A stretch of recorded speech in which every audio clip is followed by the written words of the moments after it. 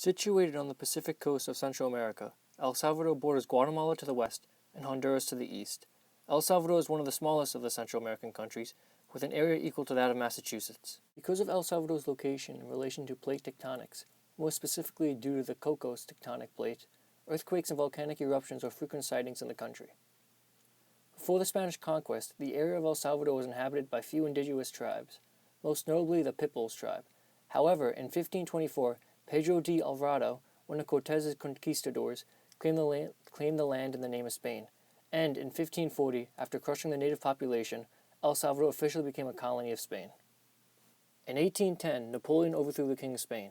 Many Salvadorans realized Spain's weakness, and in 1811, a Salvadorian priest by the name of Jose Matias Delgado led a rebellion of Creoles.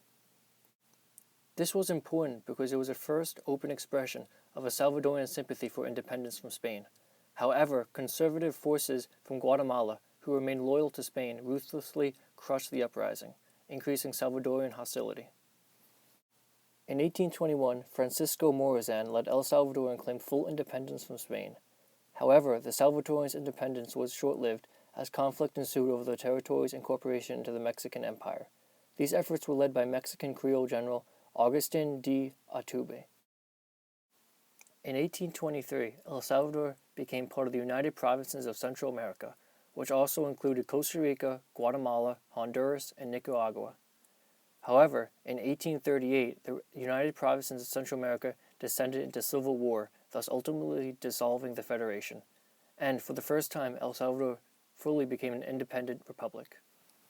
Then, threatened by Mexican and Guatemalan aggression, the Salvadorian government wanted to make the country part of the United States. This request was turned down. El Salvador remained independent, but gradually came under the influence of American banks, corporations, and government policies. One constant in Salvadorian history has been its economy of a single-crop export agriculture. In the 16th century, El Salvador produced cacao, a plant from which chocolate is made. In the 18th century, it grew the indigo plant, which yields blue dye used in clothing.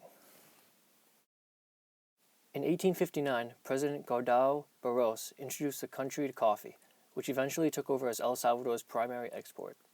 El Salvador organized its economy with a factory-like efficiency, consolidating land into huge plantations worked by landless peasants. During this time period, El Salvador was often referred to as the Coffee Republic. In 1856, Salvadorian troops, led by General Gardao Barros, joined other Central American forces to drive U.S. adventurer William Walker out of Nicaragua, where he had taken power.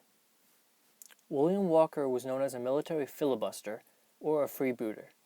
A freebooter or filibuster, in the context of foreign policy, basically is someone who engages in unauthorized military expeditions into a foreign country or territory to support a revolution.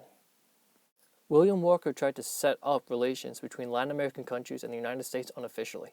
However, on June 15, 1963, the United States used a more conventional method to set up and maintain relations with El Salvador. They set up the U.S. Embassy, and the United States appointed James R. Partridge to be the first ambassador to El Salvador. In the 18th century, El Salvador was fortunate enough to stay and operate as a democracy/republic. However, El Salvador's luck will change as the 20th century of Salvadorian history will be full of caudillos, military dictatorships, and civil war.